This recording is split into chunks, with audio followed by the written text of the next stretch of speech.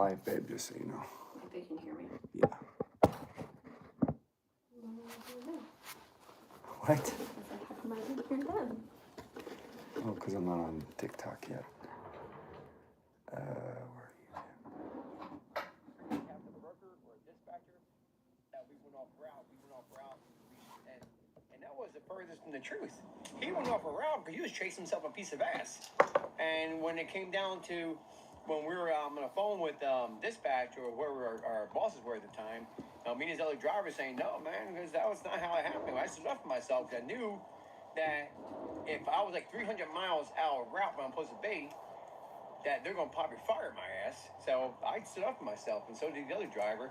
I don't know what happened to that trainer, but yeah, man, people try to capitalize by doing what they can. Sometimes they'll capitalize by taking advantage of you, and that's why I do these lives. Well, does anybody have anything to say? I mean, anything you want to talk about? I always tell people, get people that say that trucking, there's nothing out there, that trucking's, you can't make any money. I tell people to debate me all the time. That's my truck. I'm a local truck driver. I'm independent. I'm home every night. I maybe work either 4 hours or 10 hours a day, maybe four days a week, something like that. I learned to put myself in a position to where I work smart and not harder. And that's one thing about being a truck driver. You know, it's the same concept. You have to, it's not about how many miles you can drive in a day and say, oh, I'm a real trucker, I'm making good money. It's about how many smart decisions you can make in that day and not put all those miles on your truck. I can't go live on X with this. It's so weird. You put miles on your equipment, and everything breaks down. On even my phone, even people use. I'm 56. I'm about to be 57 next month. You know, some days I'll wake up, I feel all them bumps I've been through in my career, man. I've been through some crazy things in trucking, you know. Back in the day, you know, there's another pet peeve going through as a trucker. But when you get older, yeah, you start feeling it a little bit. So be careful in the choices you make. All right. Babe, will you give me my charger real quick? I can't do Rashad. Can't do you, buddy. I want some truck drivers, man. I want some truck drivers to come up here and talk with me, man. It's I want to hear someone's tell me what you have to say, you know. Which truck? Vince, you're here. The iPhone one. There he is, my boy Vince, man. All right. There he is. What's going on, man? Can you hear me? I can hear you. Can you hear me? Yes, sir. What's going on, Jim? How are you? Oh, I am doing wonderful, Vince. How about yourself, man? I always talk about you, and when I do my videos, when I do not all my videos, but when I do my lives, I always talk about you and your drive and what you do and stuff. Man, I think it's really amazing. Nice. No, go ahead. How was your Thanksgiving? Good. Give me just 1 second. I'm setting up right now. I'm still setting up. So just give me 1 second. You're good, man. Don't worry. I'll keep talking to these guys. Perfect. So yeah, man,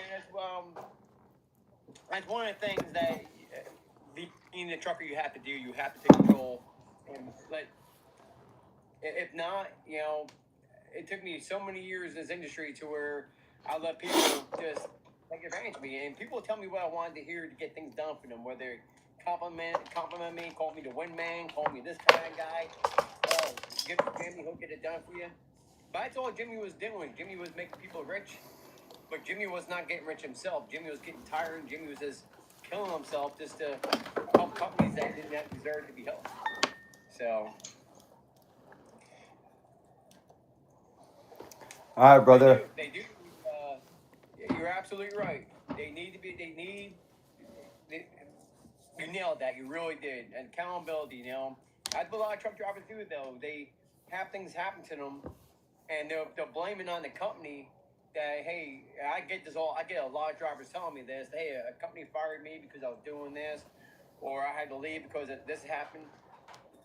You cannot let these companies take control and keep empowering you to do what you don't want to do, or it's just going to take advantage of you. And it's either going to burn yourself out, or it's going to get you taken out of this industry and then when you get these things, back in the day we had, it was called. It's called Hire right now, but back in the day, I forget what it was called, but your DAC report. When they put something in your DAC report, and it's almost impossible for a truck driver to get a job because they're doing all these favors for this company. And one day the driver goes, "Okay, I'm not going to do this no more. I'm tired." Then the company puts on his DAC, or the company or this driver refuses to load or whatever BS. That driver, they have every right to say no, but they have to take control long before it gets to the point to where, hey, I ain't doing this no more. And then you have a company saying, well, why are you not doing it no more? I've been doing this for the last few months. So what's different? So that's why you had to take control of accountability for the things you do, and not let people take advantage of you. Bottom line.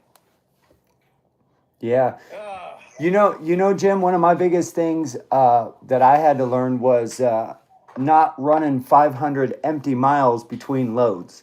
You know, I'd see a load posted, bro, and you know, I'd see a load posted 500 miles away, and I'd be like looking at my clock and trying to figure out my time, and you know, it's a great per mile CPM, and I'm like, oh man, that's worth it.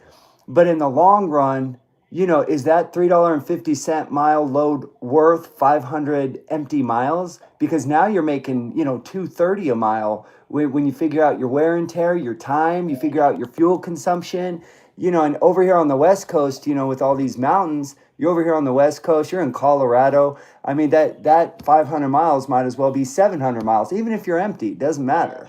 You know what I mean? So I was You're always over those mountains where you're living at. You're always going through those mountains. all the time, man. What kind of horsepower you have in your truck anyway? You know, I'm not sure. It's just a regular Freightliner Cascadia. Let's look it up. I'm not sure. Let's see. I mean, Let's you see. have to have power behind that truck. You were telling me the other day going up that bridge. I mean, you're always going up that bridge. You have to have that's some. You gotta have some meat behind that engine.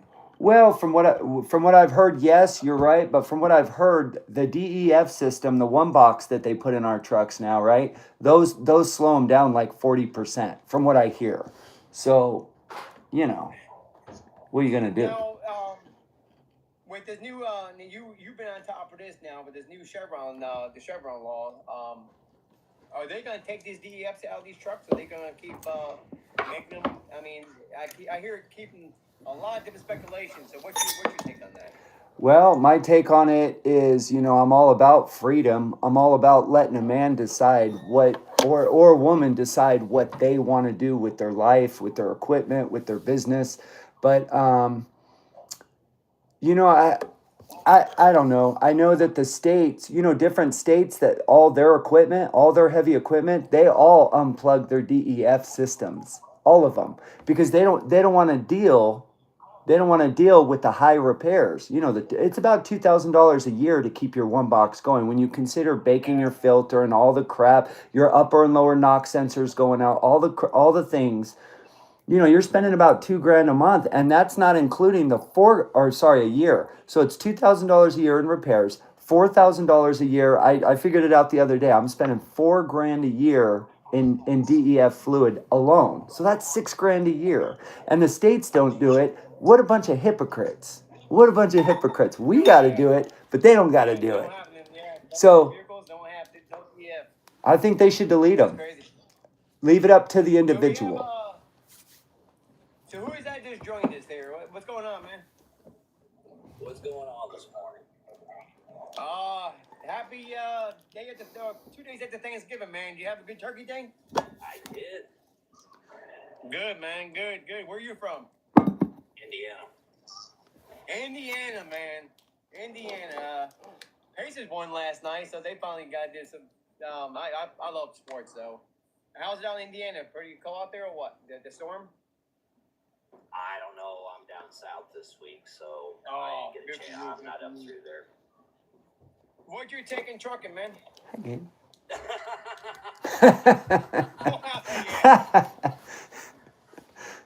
Let's hear it. Well, for the last 38 years or since 2018? Wow. 38 years is a long time being in the industry. I've been in it for 28. So I know when I came in 28 years ago, it was still little bit somewhat good. But I know when you came in, it was so sweet. So for what it's worth, I'm sorry what happened to your industry, man. It's all destroyed. But I'm glad to see you still trucking with us. Well, and I think the main part of it is because since 2018, I've been involved in some advocacy groups, and I've been doing some stuff on my own. But Good for you. I mean, I think the main thing of it is that, and a lot of people ain't gonna like this, but that's okay. So what they've done is they've streamlined everything for anybody to put a butt in the seat, and that's what I call doing the mirror test. They put a mirror up to their nose. If they show they can breathe, they put their butt in the seat. All right. True. And I've even told my senator that. He's governor now, but I did tell my senator that, which he agreed, since he runs a trucking company. What state are you from?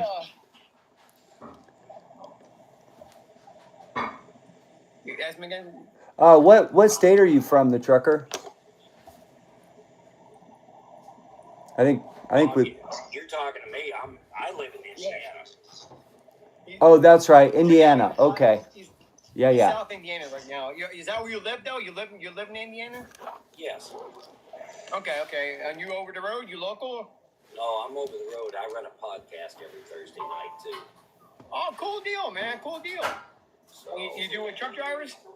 yeah. Good. Awesome, man. Good to check out your podcast. So yeah, as a matter of fact, I got fortunate. I actually got Joe Severino coming on next week. He's running for governor of Illinois.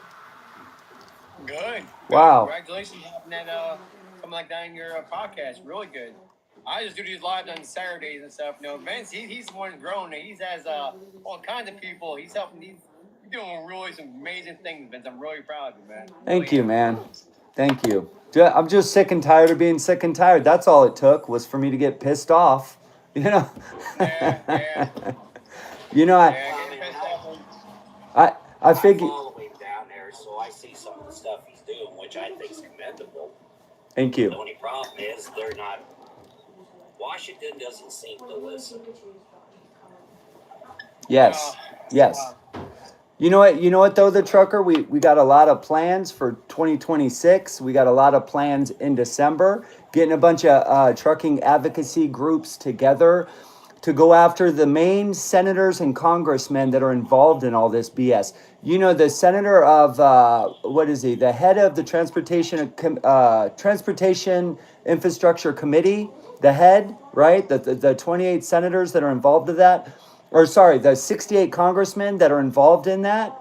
The head guy is Sam Graves out of Missouri. You know what he says about trucking and truck drivers and the trucking industry? You don't want to get me started on Yeah, okay, maybe we should. This is Jim's show. Maybe we should just stick to.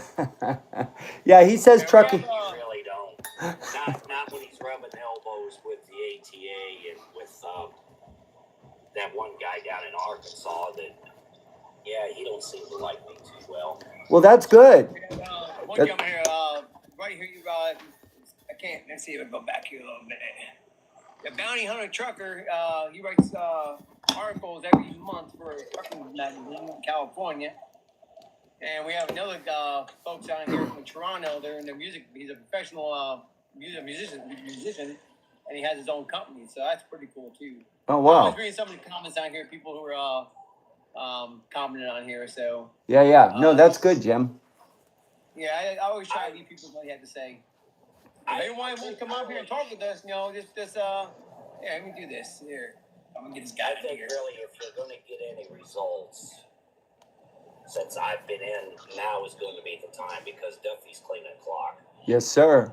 Yeah, I believe the same thing. We have a very small window right now. We have a little bit of traction with some guys, some women, some drivers, and I think now's our time. Now's our time to get it done and then put into some kind of protection clause to where future generations don't have to go through this kind of crap ever again. Like all this cheap labor they're bringing over, right? All these E1 A's and B's and just, the mega carriers lying. I don't know how 14% of the industry has this much power. We should have the power, right? We're the small business owners. We're the strength of America, not Swift. I'm not saying Swift is bad. They have their place. They're great. But the strength of America is the small business owner, the middle class American, not the rich guy, not the poor guy, but the middle class, the working man, the blue collar man. That's the strength of our country. That's why we're so great, you know? Well, and the one main question was because I had U.S. Representative Mike Collins on a podcast twice. Wow. And my main question to him was, we keep hearing we're the backbone of America. When are we going to see results? Yeah. Now, Absolutely. here's what's so funny about that. Because a month later, as the Schmitz used to like to call her, Miss Sanitation Worker out of Utah was in charge of the FMCSA. And they sat down and had I guess they had their little meeting or powwow or whatever. Mike asked her about 4 or 5 questions she couldn't answer. 2 weeks later, she resigned as FMCSA director. Wow. That's something, man. But you're right, though. We need results. But I tell you, I think we have more of a chance right now because I think we have more people doing what we're doing. That people are taking it more serious than we did in a few years. Now, I don't know if you all remember Black Smoke Matters. That was the closest we ever came to having actually a shutdown. And everyone was all for that until the day of the shutdown. Like, everyone went back to business and started trucking. I felt bad. I felt bad for the people that put all the money into that. They really tried, and they did that by themselves. Yeah, So. well, there were some people trying to line their own pockets, too. So there's the issue. There's the issue. Our sinful emotions, right? Greed, lust, pride, ego. Those are the things I'm trying to work on in the trucking industry. And I'm trying to do it by showing it within myself. I'm being vulnerable and I'm showing the change that I'm making at 47 years old. 11 years experience in the trucking industry, right? Because how does anybody lead? By example. You don't lead by speaking. You lead by showing people you're going to do it first. And join me shoulder to shoulder. You're not behind me and you're not in front of me. We're shoulder to shoulder in this. We are equals, right? So what you're saying, the trucker is right. The black smoke thing, dude. I'm hearing so many different advocate groups that I'm trying to get everybody to just forgive each other and let it go. And hey, let's fight together. Forget the past, man. I get it. It sucks. Well, You know? I'll give you that, but it's kind of hard for her to forget the past on a couple of individuals I won't mention right now. Yeah. I hear you. I hear ya. And I know one in particular. I'll say this. I call him Hattie, who did nothing but I know for a fact he robbed one guy out of money, and I know for a fact another time he just pocketed a bunch of money. But with that being said and done, this is the reason why I try to stay out of the advocacy groups, because you don't know who you can trust. Well, that's exactly right. That's what we're trying to figure out, man, is how do we go ahead, Jim? Did you want to say I'm something? going to start my fire up. Okay. We're trying to figure out how can we do this without money? Because you need 2 things, right? To change a law or create a law through Congress and Senate. From what I'm learning, it's one of 2 things, brother. It's either money and a lot of it, or it's numbers. Now, we don't have a lot of money, and like you said, there's so much corruption and there's so much greed, right, within a few drivers. So we can't do the money part. We don't want to do the money part. Like, I don't even want to be tempted with a bunch of money, right? I don't want my heart to change in this. So how do we get the numbers? That's what we're working on right now. How do we get the numbers so that we can go to Congress and Senate? Huh? If you get the numbers, then you've got a slim chance of getting anything done. That's what we're working on, brother. Yep. I mean, right now, even with the May Day event of 2020, some things were trying to get done, but the ball got dropped. Money. And I'm not going to sit here. Yeah. Not going to sit here and point the finger of who did what or when, because I wasn't officially there. I just know the ball got dropped. Right. And Pointing fingers not going to get us nowhere. I agree with that. Like Ben says, what do we do to move forward to get everyone to forgive each other and say, hey, you know what? Let's do something now. And it's now or never. Right. That's why I take it. Yeah, we don't have much longer. This industry. But the only other Go ahead. Sorry. Well, in 2020, all the major truck manufacturers came out with the fully automatic truck, right?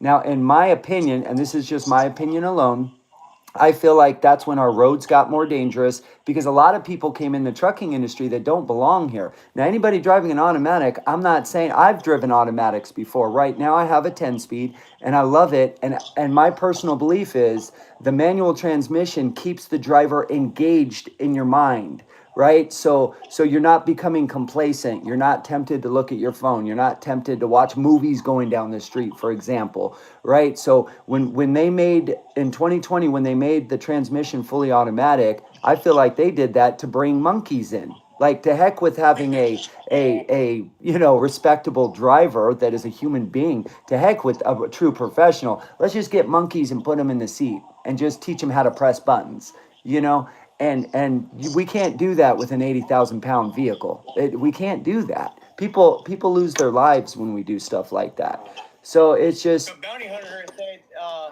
no driver should ever have their license restricted. So are you saying that if you drive an automatic, that you should be able to drive it? I mean, what do you mean by that? I'll just be finding someone who comment on that. No driver should be restricted. I think you come in this industry, you should be able to have to know how to drive a manual and an automatic. That's just my opinion, because Yep. you never you might come across at one time, you have no choice, and if you don't know what you're doing, you're gonna cause an accident. But that's just my opinion on that. But anyway, go ahead and continue. hold on real quick. I want to show you something. Are you ready for this, Jim? Are you ready for this? Here, you're a cowboy. Watch this. 3, 2, 1. Come on. Where's it at? Where did it go? Oh, it went to the trucker. Oops. Hang on. Hang on. All right. I don't know how to switch it. Yeah, I gave it to him instead of you, but that's okay. I'll give you one now. Hold on. How do I? Let me know how, and I'll give it over to you. You know what? Go down to the present box, and then You do realize though TikTok's going to get 66% out of it. I do. Everything I get from other drivers, I give it back, and I realize that. I know they get 65%. That's why it's like a joke to me, the trucker. It's a big joke to me. Because again, I'm not in this for money. I'm in this because I really care about this industry. Yeah, I care about this industry. Right now it hasn't hit, and I'm looking. All right. And it hasn't hit yet, but Jim, I will give you a follow in first chance. We'll get it over to you. Oh yeah, sure, no worries. No, I've been. Because of right now, I'm trying to get. There you go. That's okay. I'm trying to figure it out. Yeah. I've been a Cowboys fan since the '70s. I came in the industry in 1997. We have still not have won a Super Bowl. The last one we won was 1996. That's because we bought a Super Bowl. That's when we paid Dion all that money. But yeah, man, we're looking pretty good this year. I like our chances. If we can get past Detroit, I like our chances. There we go. There we go. What's up, honey? My honey just joined. I should invite her in the guest, but she won't come on. She don't like talking. Hey, if everybody can in the chat, if you guys can all please repost this so we can get this out there, get some more people in here, that'd be really awesome if you guys could repost it. Great. All right. I figured being the weekend, everyone's doing their own thing. I know how many people would get on here this morning, but I still decided I was gonna do my live just to talk to people, and got to see you. And so how was your Thanksgiving, Vince? Anyway, how was it? How was your turkey? It was good, man. We we had a little bit of family. My father-in-law, we had some friends over, and one of our friends, she had a really bad aneurysm. She almost passed away from it. She was in Hawaii on vacation, and she's a great person. She's actually my wife's teacher from like elementary school. She's her math teacher, and we've just been real good friends through our church. And so her and her husband were real good friends with them. They didn't have anywhere to go, so they came over. And so, yeah, we had a real quiet, we usually have like a big powwow with people from church and stuff like that. But this year they all had places to go, so we were all kind of alone. And it was cool, man. It was a quiet, relaxed Thanksgiving. How about you, man? All right, Babalu, you have a good rest of your weekend, man. So appreciate it. Our Thanksgiving was good, man. It was really There's only 4 of us, so it's we had turkey, we had ham. Actually, Jesse's daughter came over with the new husband, so Oh, we had a okay. really good Thanksgiving, watching football, and just enjoyed the food, enjoyed the napping, and not had to worry about trucking for a couple of days. Yeah, it was nice, real nice. Nice. Brother, I am trying to figure out how to get you a hat. Let me see. Sorry, go ahead, Trucker. I just seen the hat. It was on my head a second ago, and I guess he sent it over. Oh, Hey, okay. Trucker, what's your first name, Trucker? You're talking to me, it's Sean. Sean, all right, Sean. I'm Jim, and that's Vince. You know, that's why I keep calling you Trucker. Yeah, I be a lot of truckers out here. I follow him down there every now and then. So, give me a Nice. minute, I'll be back. Yep. I just followed you, brother. So, Jim, to answer your question, I guess my Honda Accord of the trucking industry, I call it, or my Toyota Camry of the industry, is a 370 to 525 horsepower. I don't know exactly what mine is, but for me, Jim, I can't have any fun yet. My kids are still young; they're still in the house, and so for me, I had to buy something that was more economical. My fuel consumption's everything. Would I love to be with the big boys like you? I would love to, man. I'd love to get all the chicken lights and the chrome, but I'm not there yet. You know what I mean? I'm still working on the house, stuff like that. So soon, brother, soon. I just got a Freightliner. I got a Mercedes. I got an MBE 4000 in my truck. And if any truck driver knows anything about MBE 4000s, they're a nightmare to work on. I had to change the oil in that thing. It about kicked my ass, man. It was just but it's not now a powerhouse. I get a lot of people that do my videos. I always tell people I have an MBE 4000. A lot of truck drivers always reach out to me because, hey, man, how do you turn your power up in these things? Because mine's 450 horsepower, but don't feel it. I mean, it takes some time getting up the road, but she's really good in the fuel mileage. And what do you get on fuel mileage? What are you getting? Huh? What are you getting in fuel I'm mileage? getting about 7 miles a gallon. 7 miles a gallon loaded. Okay. And probably about 11 empty. But I baby the truck though. I really baby the truck because fuel here in Florida, the fuel is probably about I've been paying anywhere between $3.59 to $3.79 a gallon. And the freight it's been really low here. So I've been doing a lot of spot rates, and a few customers I do have, a few brokers, they've been hooking me up. So we've been making money. It's gotta be cautious, not being in a rush, and kind of like you got to be conservative in what you do. Yep. Yeah. Well, we're working on it, brother. We're working on it, man. We're working hard at it. You're doing good. Yeah. Man. You're doing good. But having a 2020, I mean, even Rocky said that when he was on a live the one day. If you're gonna buy a new truck or a truck, either buy something 2006 or older, or 2018 or newer. Right. And you got 2020.